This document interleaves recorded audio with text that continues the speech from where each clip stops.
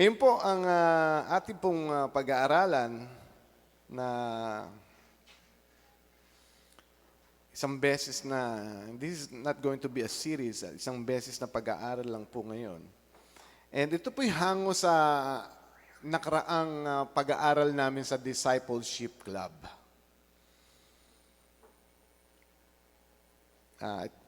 Parang pasilip lang sa inyo kung ano yung mga ano po ba nangyayari sa Discipleship Club na mag-o-open tayo by October for the second batch.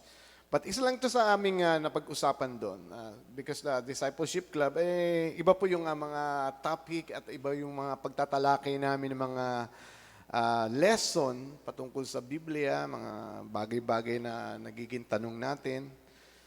So, pinamagatan ko po ito na 4 na klaseng tao sa simbahan. Actually, nag-develop na to nung nag-usap kami, parang 2 lang. Nung sa Discipleship Club, 2 lang yung napag-usapan namin. Ngayon po, dahil church setting, nag-pray pa ako, ano pa kaya Lord ang mga pwede kong maidagdag dito sa gusto kong ibahagi? At actually, it's not only me who wants to share this to you. Kung bakit po ito po ang aking inhanda dahil naniniwala ako na si Lord ay nais niya ring marinig natin to. At malalaman po natin kung bakit nais ni Lord na matutunan natin to dahil sa magiging mensahe ng ating pag-aaralan. At dahil mahal kayo ni Pastor, nais ni Pastor na malaman nyo itong aming pinag-usapan. Bago ang lahat, sabihin nyo sa iyong katabi, mahal ka ni Pastor. Sa kabila, sabi mo, mahal ka ni Pastor, ha? Amen. Mahal ko po kayo lahat, kaya po ito ang hinanda ko po para sa inyo ngayong umaga. So, 4 na klaseng tao ang ating pag-uusapan. At yung 4 na klaseng tao na yon ay may kanya-kanyang, hindi lang po nalilimatan sa 4, ginawa ko lang pong 4. Dahil kung 1,000 klaseng tao, baka hindi ho tayo matapos dito. So, ginawa ko na lang munang 4. Dahil, generally, it will fall dito sa 4 na to, ang bawat isa na dumadalo sa simbahan. Okay? At makikita nyo mamaya. May iba't ibang dahilan kung bakit dumadalo ang tao sa simbahan. At malalaman po natin at susubukin po natin malaman sa pamamagitan ng Biblia, kung ano kaya ang mga dahilan na ito. At makikita rin natin mga examples sa Bible. So, malaman natin kung alin tayo dun sa 4. At tamang dahilan sa pagdalo sa simbahan. Malalaman din natin kung aabot ako doon. Pag-pray ninyo na umabot ako doon. At tamang pakikitungo sa tunay na kapatidan at tamang pag-iingat sa iba't ibang tao na dumadalo sa ating simbahan. So, whether you like it or not, may mga iba't ibang dahilan ang tao kung bakit sila'y dumadalo ng simbahan.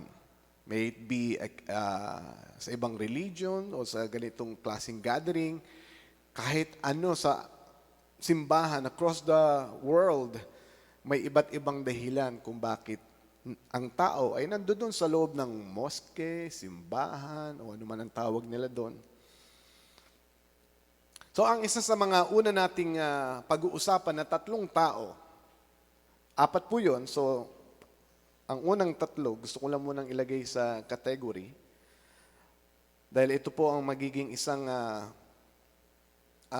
highlight ng ating pag-aaral. Ang unang 3 tao na pag-aaralan natin ay tinatawag ng Bible na proselyte. Okay? Sila ay tinatawag na proselyte. So, ano po yung proselyte? Yan. Ang proselyte po ay mga taong dumadalo sa simbahan, ngunit iba ang motibo sa pagdalo. Hindi sila believer ng Panginoon. Sila ay tinatawag ng Bible na proselyte. Now, kung sila ay masamang tao o hindi, ay malalaman natin sa ating pag-aaral. So, yan po. Newcomer, according sa Greek, meaning sila ay mga newcomer, foreigner, or convert. Proselyte are like Christians. They talk like Christians, serve like Christians, but they are not a true believer of Christ. So yan po ang ating pag-aaralan, yung unang tatlong tao. So, ano po ang mga dahilan kung bakit po ang tao ay dumadalo sa simbahan? So, unang dahilan kung bakit dumadalo sa simbahan ang isang tao ay, but first, they are not necessarily bad person, but we will talk about their motive. You know, I'd like to stress that they are not necessarily a bad person, but that's their motive. Okay. Reason number 1, for personal and natural need or self-gratification. Pansarili lang kung ano ang mapapakinabangan nila sa simbahan. Okay? Yan ang unang dahilan kung bakit may mga dumadalo sa simbahan. Personal at natural need and self-gratification. So maraming yan. Dumadalo sa iba't ibang religion na simbahan, sa Christian churches, wala kang maitatangi. Mayroon dumadalo dyan for self-benefit, natural need, and self-gratification. Now, basahin po natin sa John 6:26. Maging sa ministeryo ng ating Panginoon, merong dumadalo doon na iba ang motibo. Katulad nito, Jesus replied, John 6:26. Jesus replied, I tell you the truth. You want to be with me because I fed you, not because you understood the miraculous signs. Wala silang pakialam kung anuman na malalim ang revelasyon na itinuturo ng ating Panginoon. Ang gusto lang nila, sila ay mabusog. Masatisfy ang kanilang natural na pangangailangan. Now, does that mean that's bad? Yun ang kanilang motibo. So, personal need gratification. Nilagay ko lang po ng under this category is food. Maraming dumadalo sa simbahan kasi may binibigay na bigas. Totoo po yan. Yan ay project ng mga simbahan. Magbibigay tayo sa mga ng 1 kilong bigas para dumalo sila. Kaya ang daming may mga simbahan, sasabihin yung punong-puno. Kaya minsan, nakakaingit naman yung simbahan na yun. Yung amin, hindi puno, pero yung puno. Huwag po tayo masyadong agad-agad na mainggit. O una, hindi rin tayo dapat din mainggit. Dapat din matuwa dahil maraming tao sa simbahan na nakakapakinig. Ngunit, ano nga ba talaga ang kanilang dahilan kung bakit sila nasa simbahan? Kasi nagbibigay ng bigas. Or pwede natin ihawig dahil yung mga tao doon kay Jesus, sinusundan si Jesus dahil si Jesus, alam naman natin siya. Hindi niya pinauuwing gutom. At bawat simbahan may ganyan. Natural sa atin. Pilipinas, sa Amerika, hindi halos mga American culture, hindi sila ganun sa katulad sa atin. Pero pag Pinoy, kahit sa ibang bansa, kainan pagkatapos ng simba, di ba?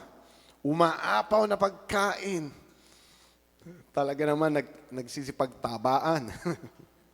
Ay, sorry. So sila ay dumadalo dahil lang meron sila makukuha na they will satisfy their need doon sa kanilang pangangailangan. At sila ay ready pa. May dala silang Tupperware. Handa sila. Iuwi ang mga ilang sobra dahil nga sa loob ng simbahan, laging may mga pagkaing sobra. Bihirang-bihira yung kulang, bihirang-bihira yung sakto. Dahil ang laging kainan sa simbahan ay dumadalas, nagdadala na nga sila ng plastic o pambalot o Tupperware. Yan ang kanilang dahilan kung bakit sila ay laging nandoon sa simbahan. Dahil yan ang encouragement din naman ng simbahan.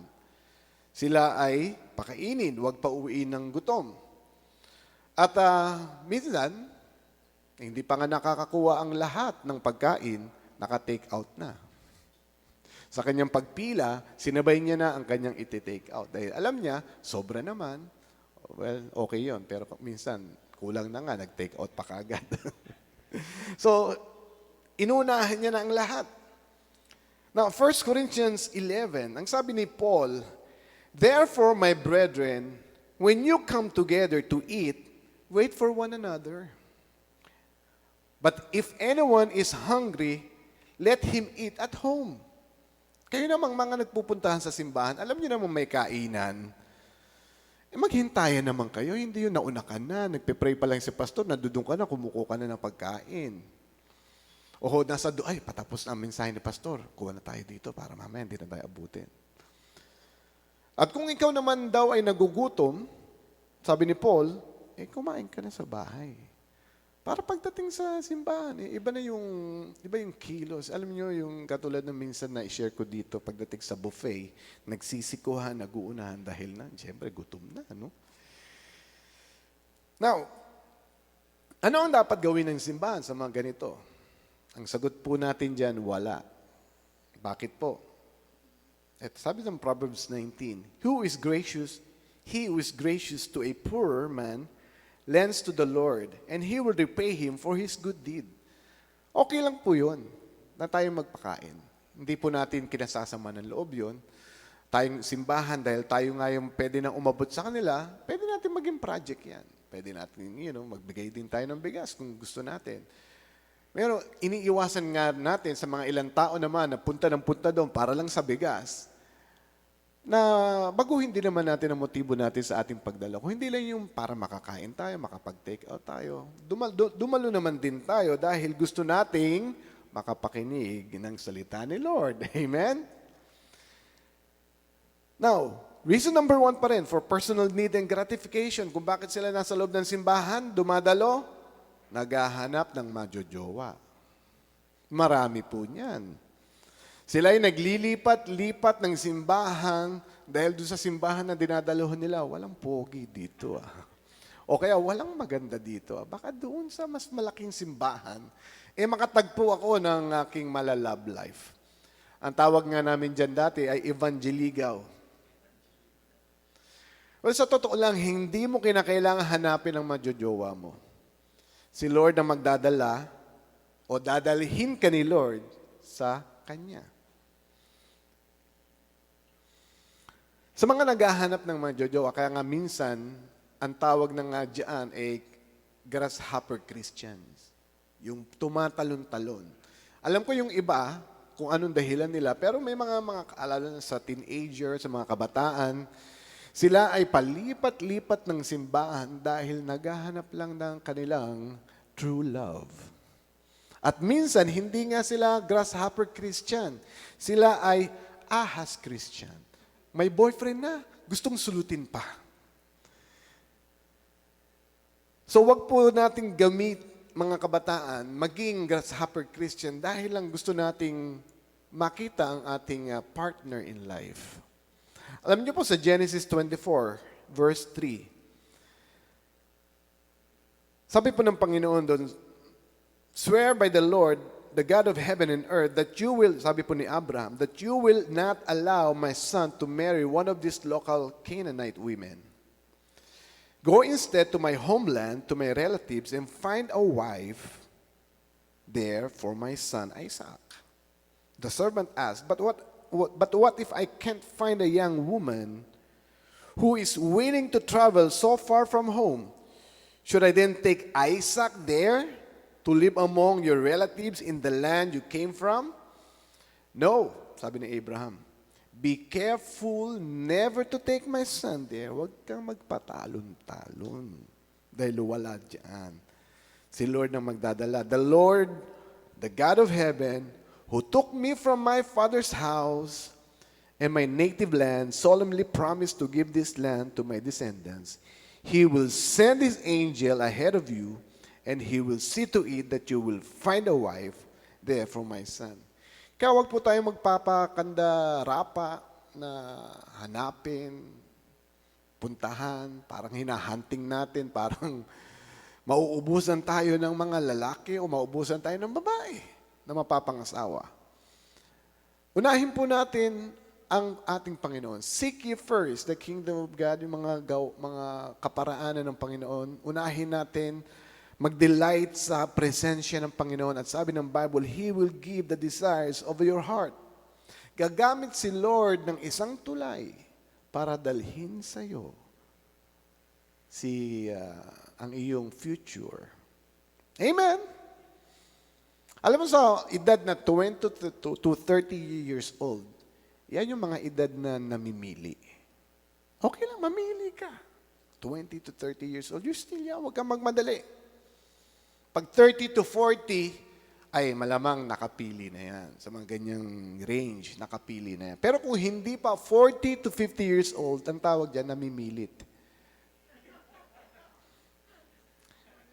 Namimilit na yan dahil nga lumalagpas na lagpas na sa kalendaryo. Sa bingo, pasok ka ba to sa bingo? Pasok na pasok. So, wag natin palalagpasin din ang pag-ibig dahil bigyan din natin ng panahon yan. Dahil mahalaga rin na meron tayong partner kung gusto natin magka-partner. Bigyan natin ng panahon. Meron akong kaibigan, nauna ang career hanggang sa nagising siya isang araw, nalipasan na siya.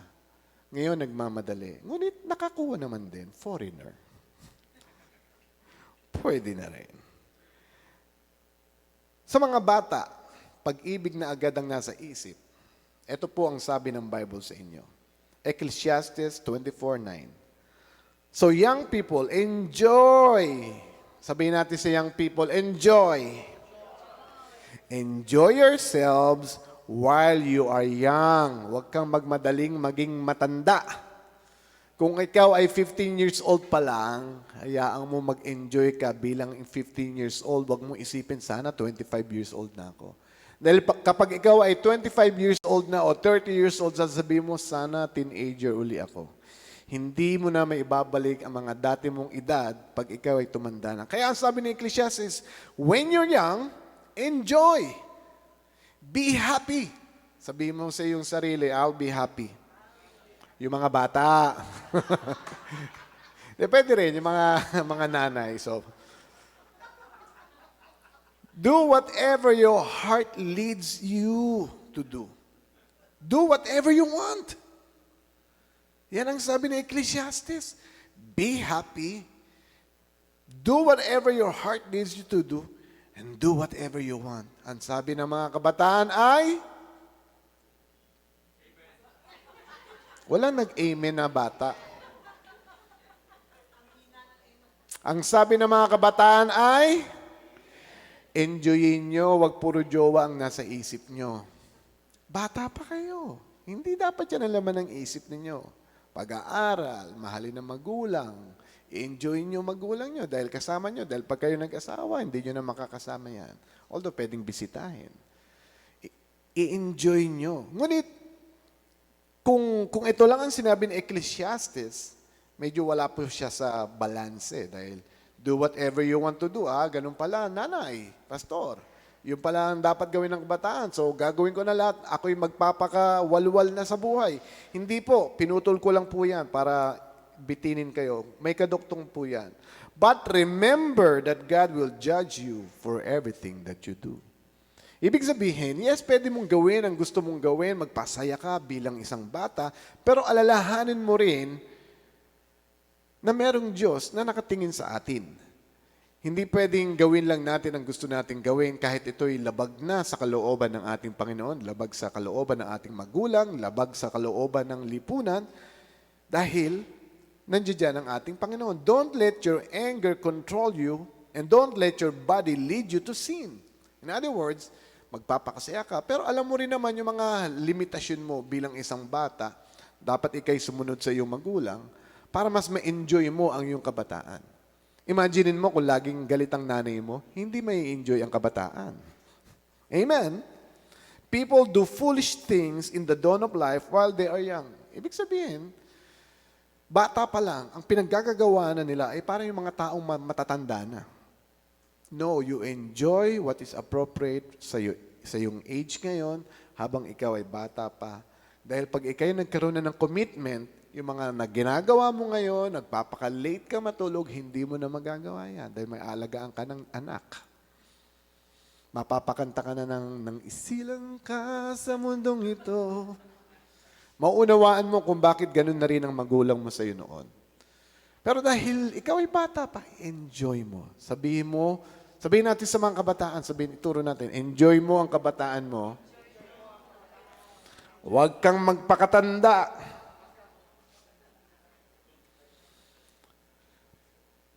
Reason number 1, category 3, knowledge.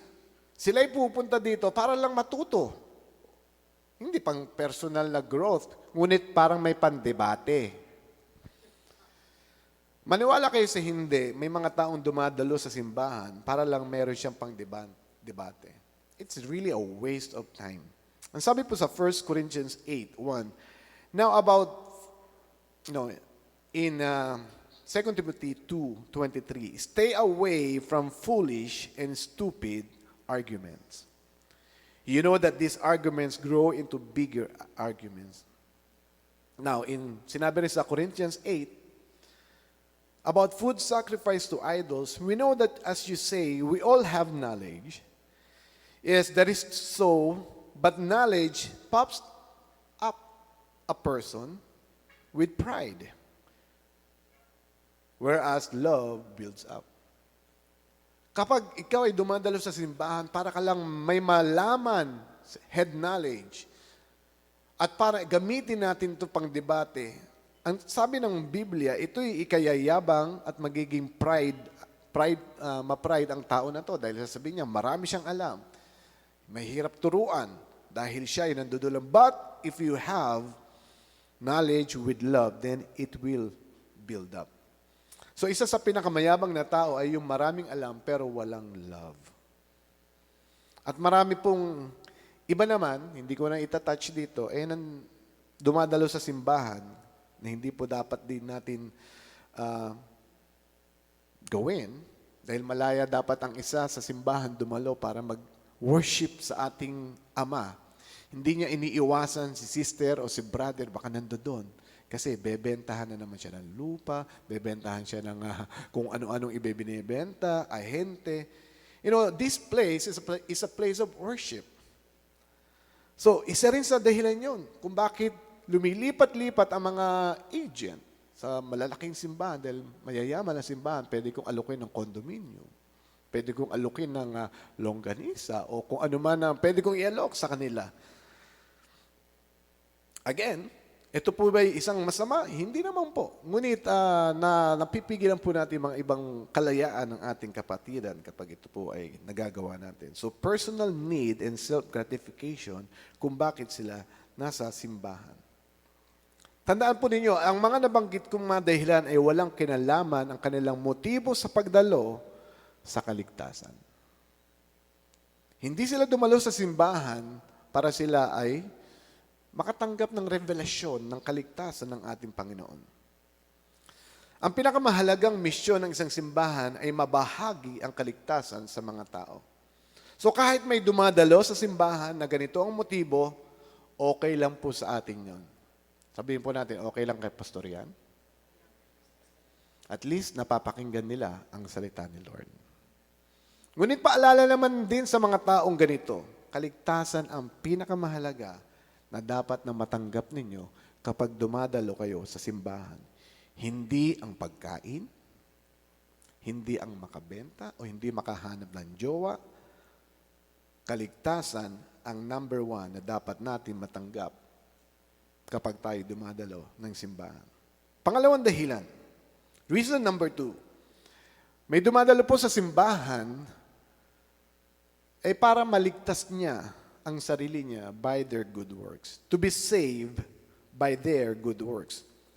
Yes, sila ay dumadalo at naglilingkod sa isang ganitong born-again church Christian para maligtas sila ng kanilang mabubuting gawa. At tingin nila sa mga ganitong gawain ay isa lang ding religion na kinukonsider ng marami. Kung may ganitong religion, may ganyang religion, ganito rin siguro yan, isang religion. Hindi nabago ang kanyang kaisipan na ang kaligtasan ay hindi natin makukuha sa pamamagitan ng paglilingkod o pagsisilbi. So dahil nga hindi na bago ang kanyang kaisipan sa religion, siya ay sumasali sa napakaraming ministry, nagpapagod, Nag-uubos ng oras dahil sa paniniwala na maliligtas sila sa kanilang paglilingkod sa simbahan. Hindi po ganon. Ayaw niyong maniwala? Ito po, meron po kay Jesus na nangyari. Sa Matthew 7:21.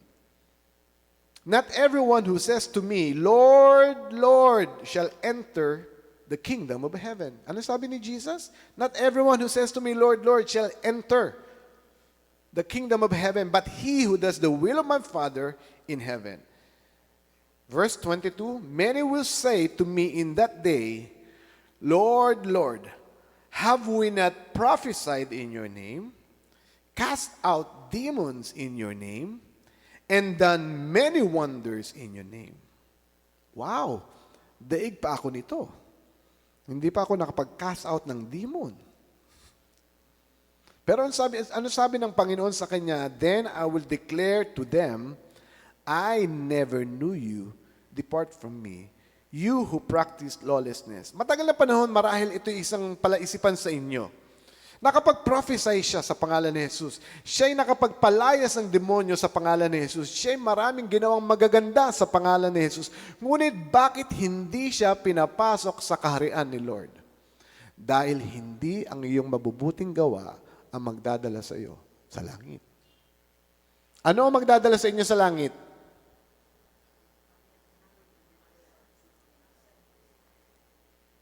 Tulungan ko na po kayo. Ito po, Ephesians 2:8. For by grace you have been saved through faith. Sa pamamagitan ng inyong pananampalataya sa ating Panginoon, dun po tayo maliligtas. And that not of yourself, it is the gift of God. Not of works, sabihin po natin, hindi sa gawa. Not of works, lest anyone should boast. Mga kapatid, ito ang dahilan kung bakit masakit na malaman sa dulo na hindi makakapasok sa langit ang isang naglingkod sa Diyos. Napakasakit po nun. Mula bata, naglingkod ka hanggang tumanda ka, pero ginawa mo pala yon para maligtas ka. Uli, paalala po natin, hindi po yon ang daan sa kaligtasan. Ang daan sa kaligtasan ay pamamagitan ng inyong pananampalataya sa ginawa ng ating Panginoong Hesukristo sa krus ng Kalbaryo. Biyaya ng Diyos. Kahit ilang ministeryo ang pasukan mo, magpagod ka, magpuyat ka, maubos ang pera mo sa kabibigay sa gawain, ngunit kung yan ay ginagawa natin sa motibong gusto mong maligtas ang sarili mo, hindi ka maliligtas. Sayang. So, sabi ko nga sa iyo, mahal ka ni Pastor. Sabi mo nga, mahal ka ni Pastor. Ba't mahal ka ni Lord? Gusto ni Lord at gusto ni Pastor, ma-check natin ang motibo natin ngayon mismo. Bakit tayo nasa simbahan? Tayo ba'y gusto natin maligtas sa pagdalo lang para good points kay Lord? Nagpupuno tayo ng pogi points? O dahil tayo nananampalataya sa ating Panginoon? Dahil sa pagdating ng dulo ng ating buhay at sasabihin sa atin, Lord, dumadalo naman ako sa JOG. Lord, ako naman ang tagahain ng pagkain. Lord, I never knew you. Dahil hindi yun ang kaligtasan. Ano ang kaligtasan? Biyaya ni Lord sa pamamagitan ng ating pananampalataya. Amen? So ang tanong, may pag-asa pa ba maligtas ang ganitong tao? Kung ikaw ay nasa kabilang buhay na, wala na po. Dahil ang paggawa ng desisyon ay habang ikaw ay buhay. Ang tanong, may pag-asa pa ba? Meron sa mga taong buhay pa. Kung ganito ang isang motibo ng isang tao sa pagdalo sa simbahan, makagawa ng mabuti para sa pagdating sa dulo, siya ay maligtas. At ito'y narinig mo ngayon, kapatid, may pag-asa ka pa. Pwede mong baguhin ang iyong kaisipan. At malaman mo na may kaligtasan sa ating Panginoon, hindi sa ating ginagawa. May pag-asa sila. Amen? Sila ay may pag-asa pa. Sabihin natin, may pag-asa pa sila. Now, ito po yun sa Acts chapter 2. They are proselytes, right? They attend church. Hindi sila. They act like a Christian. They talk like a Christian, but hindi sila believer ng ating Panginoon. Sa Acts chapter 2 verse 7, makikita po natin yung grupo ng proselytes dito. Then they were all amazed and marveled, saying to one another, Look, are not all these who speak Galileans? And how is it that we hear each in our own language in which we were born? Parthians and Medes and Elamites, those dwelling in Mesopotamia, Egypt and the parts of Libya adjoining Cyrene, visitors from Rome, both Jews and proselytes. Who are the proselytes? They are converts. They are inside the church, but they are not Christians. They don't believe that salvation is by grace through faith. They believe they have to work for it. But sabi nga natin, meron ba silang pag-asang maligtas? Of course. Sabi ko nga po, habang sila'y buhay at nabago ang kanilang kaisipan dahil nandito naman sila sa simbahan eh.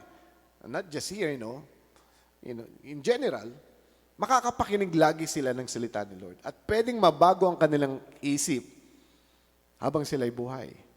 Ngunit, huwag mo nang pagpatagalin.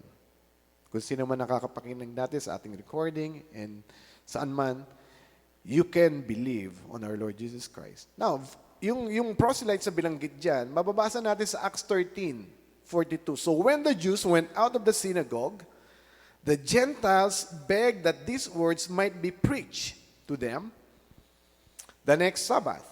Verse 43. Now when the congregation had broken up, many of the Jews and devout proselytes followed Paul and Barnabas. So they became a follower. Hindi sila nanatiling unbeliever. Who is speaking to them persuaded them to continue in the grace of God. So sila yung pwede nating tawaging proselyte na, may mga maling motibo nga. Sa loob ng simbahan, akala na natin Kristiyano. Pala, hindi. Amen? So, hindi natin malalaman kung sino sila dahil it's an issue of faith. Hindi natin alam, and I pray wala po dito, dahil hindi po natin makikita ang puso ng bawat tao. Kung sila'y nandito to work para maligtas sila or meron silang pananampalataya. Tanging ang Diyos ang nakakaalam at siya mismo. Reason number 3. May mga proselyte naman, and this is a sad story na totoong nangyayari naman sa loob ng simbahan. They are here to destroy the church, and they're also called proselyte. Ito ang proselyte number 2, tawagin natin. They are wolf in sheep's clothing. They live to take power instead of empowering others. And they are sweet on the outside, but they shall show their teeth kapag kayo na lang. They manipulate through emotions to get what they want, and a wolf will charm you first. And their stories are full of holes. Maraming butas ang kanyang mga kwentos. In Matthew 7, verse 15, beware of false prophets who come to you in sheep's clothing, but inwardly they are ravenous wolves. Ito, sila ay nasa loob ng simbahan. Sila ay nakabihis tupang, ngunit sa loob ay sila ay isang lobo. Meron yan sa early church. Makikita po natin. Sa Acts chapter 6, verse 5. And they chose Stephen. Now, I'll just give you a quick background of this. Dumadami ang mga mananampalataya sa early church at kailangan na nila ng magkaroon ng leaders. So, they chose leaders that will lead itong mga bagong mananampalataya.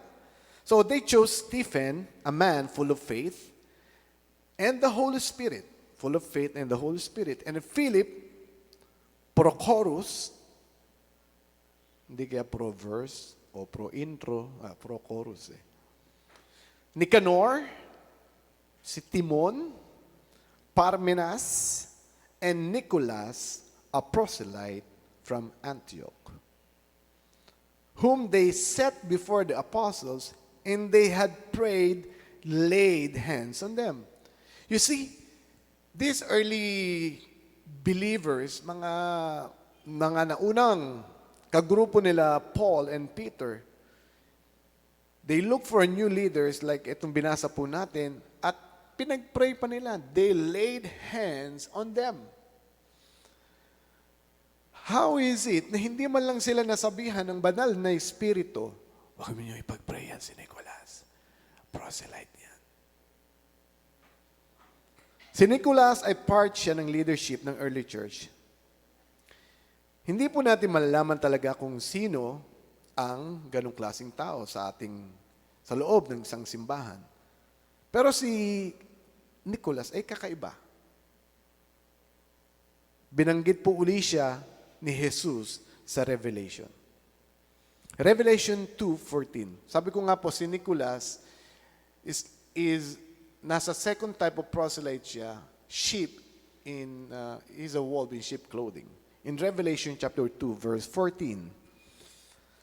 But I have a few things against you, because you have there those who hold the doctrine of Balaam, who taught Balak to put a stumbling block before the children of Israel. Now si Balaam po, hindi po siya false prophet. Isa lang po siyang karnal na propeta, bayaran na propeta. Pwede mo siyang bayaran para mag-prophesy. Pero siya ay tunay na propeta ng Diyos. Prophet. Hindi siya prophet. Siya isang prophet. At si Balak ay yung hari nun. At si Balak ay may balak na masama sa children of Israel. At tinawag niya si Balaam para mag-prophesy na mga pangit sa mga anak ng Diyos. Ngunit hindi niya magawang magsalita ng pangit dahil every time na siya magsasalita, puro blessing ang kanyang nababanggit. So what they did is they put a stumbling block, a doctrine of Balaam, ang sabi niya dito sa binasa natin, before the children of Israel to eat things sacrificed to idols and to commit sexual immorality. Thus, you also have those who hold the doctrine of Nicolaitans, which thing I hate. Ang sabi ng ating Panginoon, kinaiinis ko, kinamumuhi ko ang doktrina nitong ni Nicolaitans. At iyan ay pinaniniwalaan ninyo, itong doktrina na to. Ano yung doktrina na to? Well, you eat or you accept things sacrificed to idols. Or you commit sexual immorality. Now, in our context, 2023, sasabihin nila, okay lang na mag-inuman kayo. Basta pagdating ng linggo, ikaw ay sumamba sa ating Panginoon. Okay lang na ito ang gawin mo as long as umattend ka naman ng Bible study. Okay lang na gumawa ka ng mali. Basta naman, nagtatights ka. This is the doctrine of Nicolaitans. It's watering down yung integrity ng salita ng ating Panginoon. That's why lito ang tao sa ganitong katuruan. Ano ba talaga dapat? Dahil isinisingit, ipinapasok ang ganitong katuruan sa loob ng simbahan. Magbibigay tayo ng mga ilang advice sa mga kasamahan natin. Okay lang yan, okay lang yan. Alalahanin po natin, baka ang binibigay po nating advice ay isang doktrina ni Nicolaitan that Jesus hates. Amen. So kung galit ang Lord doon, galit ako sa inyo. Ganon din. Galit din kayo doon dapat. Amen? And finally, hindi na ako magdudwell doon. Ang bonus sa ating discipleship class, nagkaroon tayo ng mga ilang leadership principle and how to handle those people. Reason number 4 is to receive from Jesus. May mga tao dumadalo sa simbahan para makatanggap kay Jesus. Para makinig ng salita ni Jesus. At magkaroon ng renewal sa kanyang espiritu. Magkaroon ng pagbabago sa kanyang buhay. Amen? So hindi po lahat puro pagkain ang dahilan kung ba't sila nasa simbahan. Sino po ba dito ang dahilan ay pagkain? Ay, sorry, mali yung tanong. Sino po dito ang dahilan ay para makatanggap sa ating Panginoon? Amen. Lahat po. Luke 10, verse 38. As Jesus and the disciples continued on their way to Jerusalem, they came to a certain village where a woman named Martha welcomed Jesus into her home. Her sister, Mary, sat at the Lord's feet listening to what he taught. So may mga taong dumadalo sa simbahan upang makinig. Amen?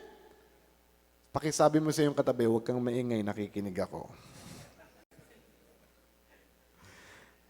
Huwag kang maingay, tumatanggap ako kay Lord. So may mga taong gustong magpakabanal. Hayaan natin silang magpakabanal. Gusto nilang makinig ng salita ni Lord. Hayaan natin silang magsalita. Hayaan natin silang mag-engage kay pastor o kung sa sino mang nagsasalita sa harapan because they want to receive sa ating Panginoon. So ito yung mga taong dumadalo upang makatanggap sa ating Panginoon, kaya wag po tayong maingay sa kanila. Pabayaan natin sila. Amen? So dahil mayroong mga taong gustong umayos ang buhay, gustong makilala pa ang ating Panginoon ng lubos. In Proverbs 4, and I will end here. Sabi dito, my son, be attentive to my words. Sabihin po natin sa ating katabi, be attentive. Okay. Saan tayo dapat attentive? Sa word ni Lord.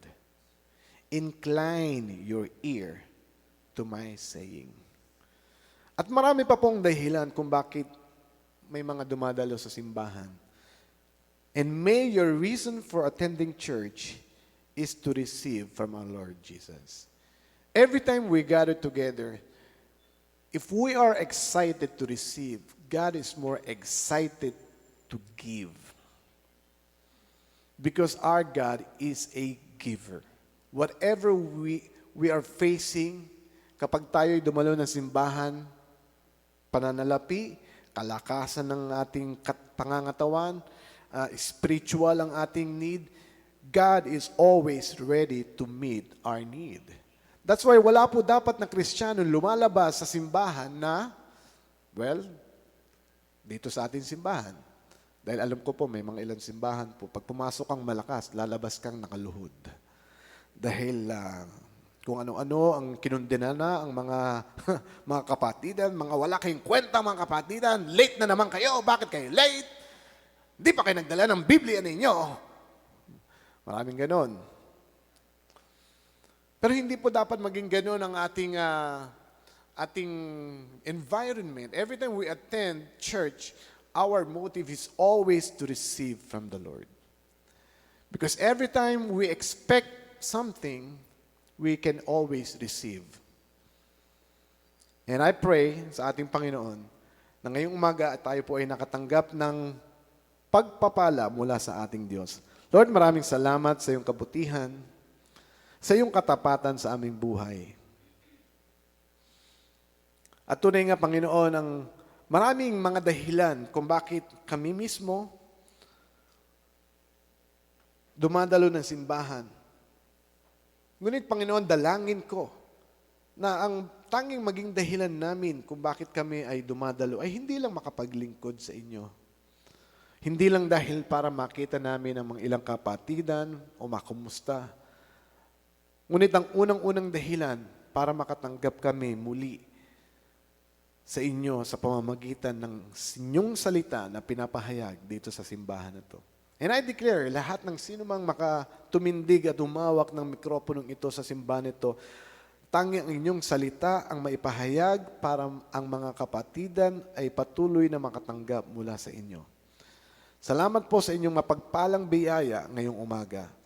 Tunay na kayo ang Ama namin na patuloy na nagbibigay at kailanman na hindi mauubusan. You are our El Shaddai, the breasty one. Kayo po ang kumakatagpo lahat ng aming pangangailangan. We thank you, we bless you. This we pray in Jesus' name. Amen and amen. Sige po, palakpakan natin ating Lord.